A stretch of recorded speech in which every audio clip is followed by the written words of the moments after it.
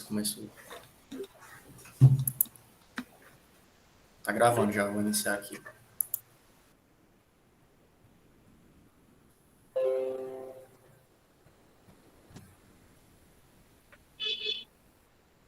Boa noite. A equipe que está aqui presente é formada por Arthur Vinícius, Emanuel Barbosa, Luiz Henrique Nogueira, Ivar Davi, e ficamos competentes por falar dos assuntos agravo interno e embargo da declaração. O agravo interno é um dos tipos de agravo que são usados contra decisões interlocutórias de segundo grau.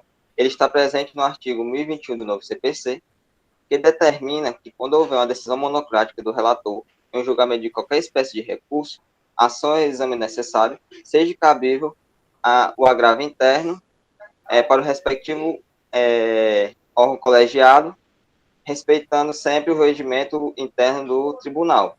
As decisões monocráticas, de certa forma, vão de encontro com as decisões de segundo grau, muito porque as decisões de segundo grau são feitas de maneira colegiada. Só que para fins de facilitação do processo ou em questão de urgência, esses órgãos colegiados às vezes delegam o relator a proferir essa decisão de maneira legítima. Por esse motivo, tal artigo dá essa concepção de possibilidade de atribuição do agravo interno para essas decisões interlocutórias. Quanto a seus efeitos, o agravo interno possui efeito devolutivo, ou seja, como já dito anteriormente, o recurso ele é interposto para o órgão colegiado a fim do mesmo reaver a decisão monocrática vinda do relator. Mas o mesmo pode ter efeito suspensivo em situações em que a decisão profira ou conceda uma tutela de urgência de caráter eu vou lembrar, de caráter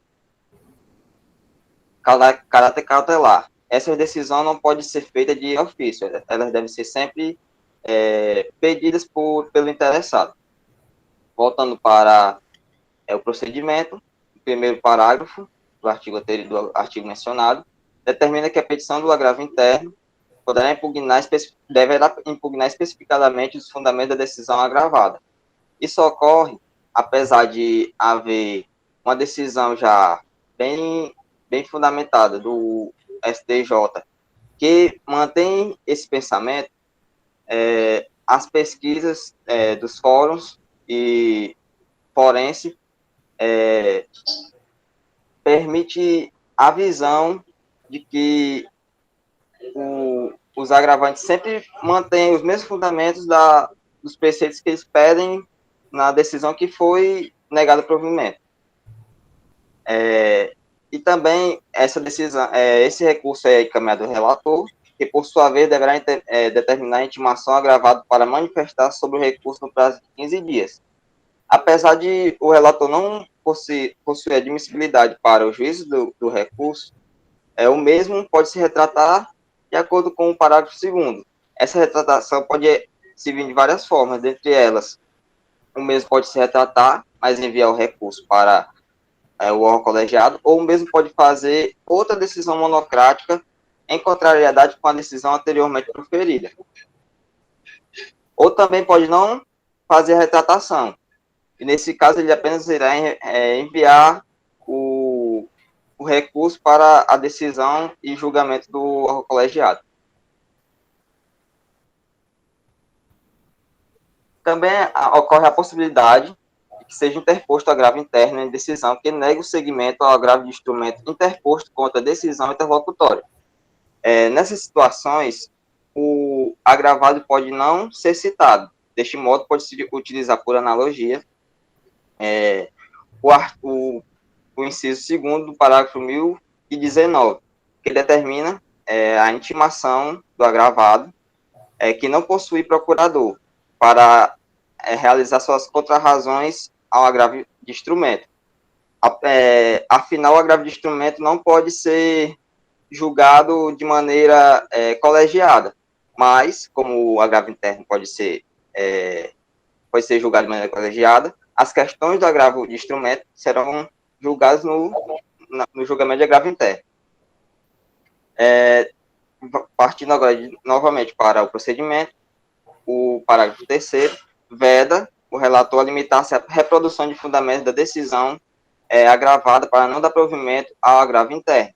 Apesar de ser prevista, o STJ também mantém o mesmo entendimento e reconhece a fundamentação per receptione, que é justamente copiar e colar. Também vai muito na linha da petição inicial, porque as pesquisas forenses demonstram que o relator sempre busca manter e repetir os fundamentos da decisão monocrática. Já no parágrafo 4º, demonstra uma sanção, como podemos ver. No caso, se for determinada em votação unânime, em que o agravo interno for declarado manifestamente improcedente, o órgão colegiado, por meio de uma decisão fundamentada, poderá condenar o agravante a pagar de 1 a 5% do valor total da causa. Apesar de este parágrafo demonstrar certa preocupação, porque ele pode prejudicar o princípio do contraditório. Deste modo, o STJ firmou o entendimento de que se houver, não pode haver a aplicação da multa de forma automática. A mesma deve ser considerada se houver manifestadamente inadmissível ou improcedente. Se isso não for declarado ou provado, não haverá multa. Por fim, em seu último parágrafo, a interposição de qualquer recurso não pode ser condicionada ao depósito prévio do valor da multa, em situações em que quem for apenado seja a Fazenda Pública ou o beneficiário da gratuidade da Justiça, que poderão fazer o pagamento ao final do processo.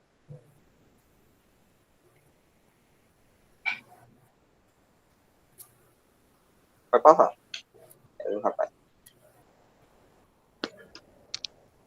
Agora a gente vai falar dos embargos de declaração. Esse recurso é cabível e ele serve para aprimorar o conteúdo de uma decisão. Somente quando a sentença for considerada omissa, contraditória, contiver erro material ou quando demonstrar obscuridade. Vou falar mais à frente a definição de cada um e mostrar exemplos também. Em relação à natureza jurídica dessa espécie de recurso, existe uma divergência doutrinária para determinar a verdadeira natureza desse recurso. Existe uma vertente que fala que o embargo de declaração não possui intenção de alterar a decisão, então ele não deveria ser considerado um recurso. Essa não é a vertente majoritária, justamente porque o próprio CPC coloca um embargo de declaração no rol dos recursos. Então já é um ponto muito forte que não permite fazer essa afirmação. Essa vertente também diz que a real intenção do embargo de declaração é justamente aprimorar a decisão que vem viciada. Porém, esse não é o pensamento majoritário, como eu já falei. A segunda vertente defende a natureza recursal dos embargos de declaração, justamente porque ele está composto no rol de recursos do CPC e diz que deve ser respeitada a escolha do legislador entre pedir uma modificação de sentença no embargo de declaração ou não, somente pedir esclarecimentos em relação aos pontos que ficaram, que geraram dúvidas, né? E uma terceira vertente que defende a natureza híbrida dos embargos. É meio que uma mistura dos dois. Diz que se aos embargos de declaração for dado provimento, vai ter efeitos modificativos na sentença a que se recorreu. Se não, haverá somente o aprimoramento do que foi pedido, do que foi considerado vício. Mas a única utilidade prática de se determinar a natureza jurídica verdadeira do embargo de declaração é no caso dos juizados especiais. Porque lá tem a dispensa da capacidade postulatória e, no caso dos recursos, ela é afastada. Somente vai ser os embargos de declaração, sendo considerado um recurso, somente poderá ser interposto por um advogado. No caso, a parte que não está assistida não poderia entrar com embargo de declaração, visto que ela é considerada um recurso. Aceitou? Cabimento. Quando cabe a interposição de um embargo de declaração? Essa análise deve ser feita em 2 etapas. A primeira, deve-se verificar as espécies de pronunciamentos que são impugnáveis por este recurso, que é basicamente toda decisão judicial. O segundo, quais os vícios que possibilitam a interposição do embargo de declaração. A análise de primeira instância, que é aquela do referente aos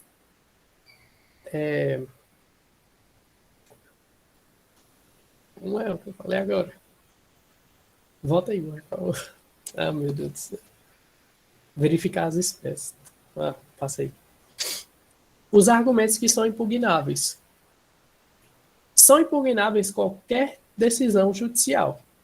Ou seja, decisão interlocutória, sentença, acórdão e decisão monocrática, final interlocutória proferida pelo relator em sede recursal, o reexame necessário e o processo de competência originária do tribunal. Também há de se falar Pode voltar lá. Também há de se falar dos despachos. Os despachos podem ser alvo de embargo de declaração? Depende. Se no despacho houver conteúdo decisório em relação à admissibilidade do processo ou do mérito do caso, pode. Mas o despacho é uma mera deliberação. Ela não é para ter conteúdo decisório, né? Então, via de regra, não cabe. Mas, caso seja detectado um teor decisório no despacho, pode ser que seja cabível, sim. Vou passar. E a segunda análise que deve ser feita em relação aos vícios. Deve ser observada se há na decisão que você quer recorrer obscuridade e contradição, omissão ou erro material. A dúvida sobre a decisão é considerado um vício? Não. A dúvida é considerado um erro, não é um erro, mas um vício subjetivo em relação à pessoa que está interpretando aquela decisão. Ou seja, não é um erro da decisão em si, mas da pessoa que está tentando compreendê-la. Vou passar aí. Agora vamos falar dos vícios cada um, né? O primeiro, quando a decisão apresenta uma contradição. É uma contrariedade lógica mesmo. Eu trouxe até um exemplo que fica até melhor para esclarecer, né? Ramon ingressa com ação com pedido de reparação de danos contra Milena, requerendo sua condenação ao pagamento de R$100 mil, em razão do descumprimento do contrato firmado entre eles. No fundamento da sentença, o juiz deixa claro que não se convenceu do inadimplemento contratual, não se podendo falar, nesse caso, de dano suportado pelo autor. Mas no dispositivo, condena a réu ao pagamento do valor pleiteado. Uma decisão como essa, em que resta claramente configurada a contradição, a fundamentação entre a fundamentação e o dispositivo, é recorrível por embargos de declaração. Porque como é que Ramon não teve danos, o juiz diz isso, e no final, no dispositivo, condena Milena a pagar os 100 mil reais a Ramon. Não faz sentido, não tem lógica isso. Ou é um ou é outro. Em relação à obscuridade, a obscuridade decorre da falta de clareza e precisão da decisão, o que decorre ser suficiente para não permitir a certeza jurídica a respeito das questões resolvidas. Por exemplo, um linguajar muito diferente ou excessivamente qualificado, sem necessidade mesmo, que só dificulta a leitura, né? Omissão. A omissão ela é tratada no artigo 1022, no parágrafo único, e o próprio CPC traz as definições. Então, basta eu ler aqui mesmo. Considera-se omissa a decisão que deixe de se manifestar sobre tese firmada em julgamento de casos repetitivos ou em incidente de assunção de competência aplicável ao caso sob julgamento. Inciso 2. Incorra em qualquer das condutas descritas no artigo 489, parágrafo 1º. Essas condutas aí dizem respeito a quando a decisão não é fundamentada de maneira adequada. Por exemplo, quando o juiz se resume a citar a legislação ou não faz o link entre a legislação ou uma súmula e o caso concreto, ele só faz citar e pronto. Isso é considerado uma decisão omissa, é um vício. E cabe embaixo de declaração. Erro material. O erro material é aquele erro perceptível, sendo que qualquer pessoa é capaz de identificá-lo. Trata-se de um erro que necessita ser corrigido, visto ser algo que não reflete a realidade da situação definida em sentença. E os exemplos estão aí. Troca de nomes, digitar um nome de forma incorreta, erros de cálculo. Não é um erro tipicamente jurídico, mas é um erro perceptível por qualquer pessoa. Procedimento. Primeiro, vamos falar do prazo. A regra é que a parte tem 5 dias por meio de petição escrita para que interponha o recurso de embargo de declaração e não necessita de preparo conforme o CPC diz. A exceção, a regra de ser uma petição escrita, nos juizados especiais, onde a parte poderá optar pela interposição por escrito no prazo de 5 dias ou oralmente na audiência em que a sentença foi proferida. Como citado no CPC, para todos os casos, terá prazo em dobro para os litisconsortes que tenham procuradores que atuem em escritórios de advocacia diferentes. E nessa petição, na peça, é preciso que o embargante faça indicação do erro, da obscuridade, da contradição ou omissão. Não pode simplesmente, eu quero fazer aqui um embargo de declaração. E manda. Não pode fazer isso, não. Tem que fazer a ligação entre a decisão e dizer por que ela está sendo... Por que ela incorreu em erro material, obscuridade, contradição ou omissão. A destinação. No primeiro grau, na primeira instância, a petição é endereçada ao próprio juízo prolator da decisão impugnada, na qual terá 5 dias para o julgamento do recurso. Já quando é contra a decisão monocrática de um tribunal, a peça será endereçada ao responsável pela prolação da decisão, quem emitiu a decisão, né? O relator, presidente ou vice-presidente, sendo os embargos, nesse caso, julgados pelo próprio órgão prolator da decisão unipessoal embargada, nos termos do artigo 1024, parágrafo 2º, né? Há também o Instituto da Fungibilidade com o agravo interno, no caso dos embargos de declaração, né? Vai conforme o juiz entender. se ele achar que o conteúdo daquele recurso é conteúdo de agravo, ele vai receber o embargo de declaração, só que avisar ao advogado que aquilo ali, na verdade, aquele conteúdo que foi enviado é para ser tratado como um agravo interno. Sendo assim, ele vai intimar, né, a parte sobre o ocorrido e dará um prazo de 5 dias para complementar e rebater os argumentos da decisão que ele vai recorrer agora como um agravo interno, né? Ele vai rebater os argumentos, não mais falar em vícios. No julgamento, o juiz fará a análise de admissibilidade e a análise de mérito. A doutrina diz que essa análise de admissibilidade deve ser feita de maneira abstrata. O que é isso? É simplesmente o juiz olhar o pedido, a doutrina diz isso, que é simplesmente o juiz olhar o pedido e ver se ele está enfrentando a decisão vendo vícios que são previstos pelo CPC, aqueles que eu falei mesmo. E a análise de mérito vai analisar a concretude do caso. Vai analisar não só o pedido, a escrita do pedido. Como eu vou dar um exemplo aqui, que vai dar para entender melhor. Arthur ingressa com embargo de declaração na Justiça Comum, alegando que o vício passível de correção por meio desse recurso é a dúvida. Aqui a análise de admissibilidade.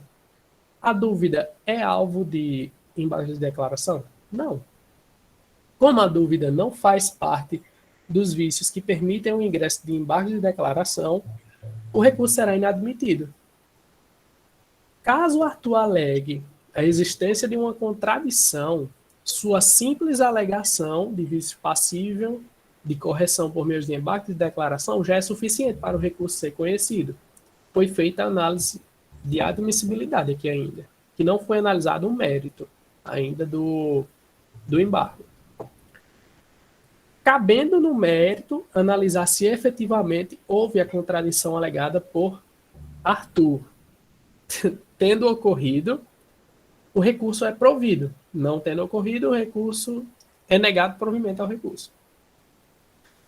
O magistrado terá 5 dias, né, para fazer esse julgamento e, via de regra, não se pode contrarrazoar uma decisão de embargo de declaração, a não ser que esse provimento acarrete em efeitos modificativos ou infringentes, que vai ser explicado mais à frente.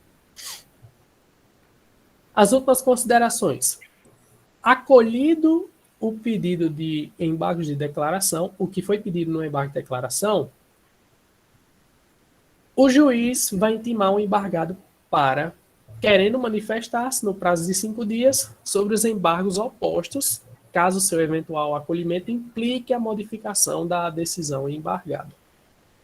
Artigo 1024, parágrafo 4. Caso o acolhimento dos embargos de declaração implique modificação da decisão embargada, o embargado já tiver interposto outro recurso contra a decisão originária, tem o direito de complementar ou alterar suas razões nos exatos limites da modificação, no prazo de 15 dias, contado da intimação da decisão dos embargos de declaração. Aqui é o caso em que a decisão que foi recorrida, né, pelo embargo de declaração, vai sofrer alterações, porque foi detectado o vício, que tanto fala aqui. Aí a parte vai ser informada, intimada, a combater o conteúdo da sentença que vai ser mudado. Tentar alegar contrarrazoada. Certo. O efeito interruptivo dos embargos de declaração ele vai ser consagrado no caput do artigo 1026, no novo CPC, que expressa que os embargos de declaração não possuem efeito suspensivo e interrompem o prazo para a interposição do recurso. Desse modo, a interrupção do prazo para essa interposição de outros recursos para todos os sujeitos processuais, terão o prazo recursal devolvido após a intimação da decisão de embargos. No entanto, para fins de interrupção de prazo, para a interposição de outros recursos, pouco importa o resultado desses recursos, pois a incidência ela se dá na hipótese de rejeição de embargos por serem considerados meramente protelatórios. Pode passar. Em relação aos embargos de declaração intempestiva, a jurisprudência majoritária dos tribunais superiores entendem que os embargos de declaração intempestiva eles não geram efeitos interruptivos, ou seja, o não conhecimento de embargos de declaração, nesse caso, impede a interrupção do prazo para a interposição dos recursos. E relacionada à intempestividade ante tempos, a súmula do STJ, ela pacificou esse entendimento de que interposto o recurso de embargo de declaração, o recurso interposto pela parte contrária era intempestivo, tendo em vista que foi interposto antes do início da contagem do prazo para a prática do ato. No entanto, houve um afastamento do STF em relação a esse entendimento, e ele dispensou a ratificação de recurso extraordinário interposto antes do julgamento de embargo de declaração pela parte contrária. Com essa mudança promovida pelo STF, o STJ decidiu modificar, quando ainda estava vigente o CPC de 1973, o entendimento que foi consagrado pela súmula 418, passando a entender que a ratificação de recursos já interposto só é exigível quando não houver decisão embargada. Pode passar. Opa, não, pode deixar lá. Foi mal. Já em relação ao novo CPC 2015, em seu parágrafo 5º do artigo 1024, ele expressa que na hipótese de o julgamento de embargo de declaração ser pela rejeição ou não alterar a conclusão do julgamento anterior, o recurso interposto pela outra parte, antes da publicação do julgamento de declaração, será processado e julgado independente de sua ratificação. Pode passar. Após o CPC 2015, o STJ, ele cancela aquela súmula 418 e publica essa nova súmula 579 para mudar definitivamente seu entendimento, que já a súmula 479, ela expressa que não é necessário ratificar o recurso especial interposto na pendência do julgamento dos embargos de declaração, quando inalterado o resultado anterior. Isso já tendo sido contrariado pelo STF e ter sido positivado esse entendimento no CPC de 2015. Bem, falando um pouco a respeito do caráter protelatório, inicialmente sobre o seu conceito, a gente pode dizer que o recurso manifestamente protelatório, ele ocorre quando uma das partes, ela entra com um recurso que não possui um fundamento fático ou jurídico consistente, né? Ou mesmo quando, diante de determinada situação jurídica, você entra com um recurso que não cabe diante daquela situação, com o único objetivo de retardar a marcha procedimental, ou seja, com o único objetivo de tornar o processo mais longo. O CPC, ele vai nos dizer que, quando manifestamente protelatórios, os embargos de declaração, o juiz ou tribunal, em decisão fundamentada, condenará o embargante a pagar ao embargado multa não excedente a 2% sobre o valor atualizado da causa. Isso constante no artigo 1026, parágrafo 2º do novo CPC.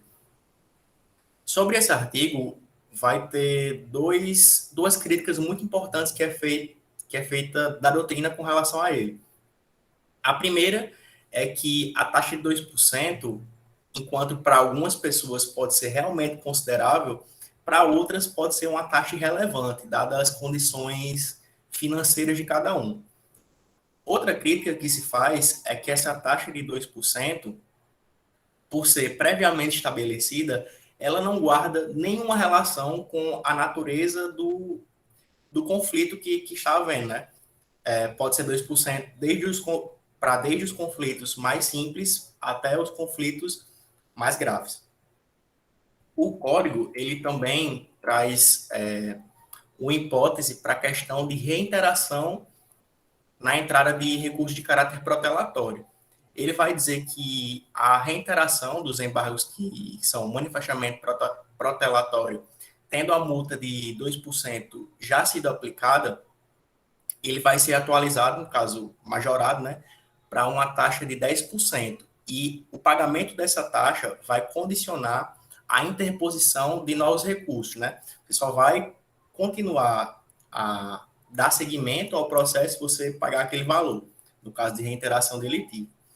Os únicos isentos, por assim dizer, dessa cláusula são os integrantes da Fazenda Pública e também os beneficiários da gratuidade da justiça, que mesmo que sejam punidos com essa taxa de 2% e posteriormente com a taxa de 10%, eles vão poder continuar interpondo recursos e vão ter que pagar essa taxa apenas ao final do processo. Sobre essa questão, eu trouxe aqui um entendimento jurisprudencial, né, um entendimento do Superior Tribunal de Justiça, que vai dizer que a multa que é prevista nesses artigos, né, no 1026, parágrafo 2º e 3º do novo CPC, tem um caráter eminentemente administrativo, né, punindo uma conduta que ofende a dignidade do tribunal e a função pública do processo, em acumulação com a sanção prevista nos artigos 80 e 81 do novo CPC de natureza reparatória. Ou seja, ele vai nos dizer que a aplicação dessa multa ela não é exclusiva, ela não exclui a aplicação de outras sanções que também estão presentes dentro do processo. Outro assunto que cabe a gente discutir aqui são os embargos atípicos. Como a gente já viu que o nosso colega Arthur falou da função típica dos embargos de declaração, né, questão de modificar o processo, há situações em que os embargos atípicos eles extrapolam sua função originária. E, diante das situações, a gente pode dividir em dois casos, né, que são os embargos de declaração com efeito modificativo, que vão ocorrer ali em algumas hipóteses de saneamento, de contradição e omissão do processo, que, quando aceitos, eles modificam o conteúdo da sentença de maneira tão significativa que geram uma nova situação jurídica, ou seja, há uma modificação tão grande que não pode-se dizer que o embargo ele está atuando com seu objetivo principal, que houve uma modificação no teor da decisão. E também a gente vai ter os embargos de declaração com efeitos infringerantes. Nesse caso, eles não vão atacar diretamente o conteúdo da decisão, mas sim seus pressupostos. Esse tipo de embargo, ele acontece principalmente quando os motivos que geraram aquela decisão, eles são incorretos ou de natureza muito, como é que eu posso dizer, absurda, assim. Por exemplo, quando não há intimação de uma das partes, quando há um erro na contagem dos prazos, enfim, quando os motivos, eles, de certa forma, invalidam a decisão que foi proferida em seguida. E, a seguir, meus colegas vão tratar a respeito de algumas questões que falam sobre o tema.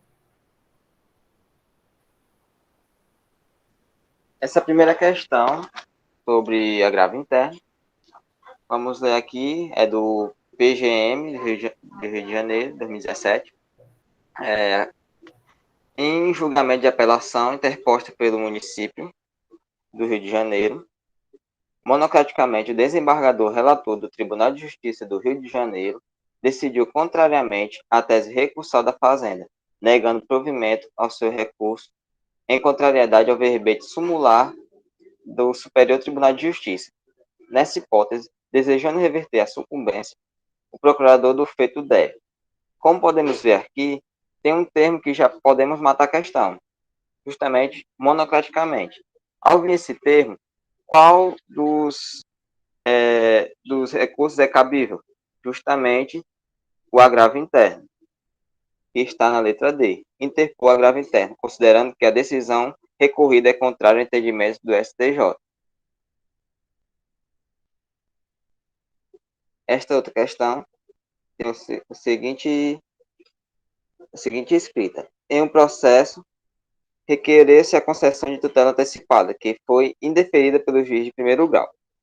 A parte lesada fez o recurso cabível contra tal decisão e requerer tutela antecipada recursal, o qual também foi indeferida pelo relator.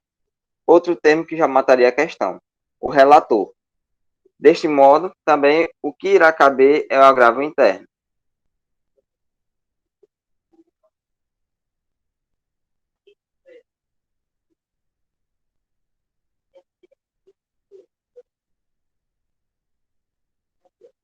Essas são as referências que foram utilizadas para a realização do trabalho.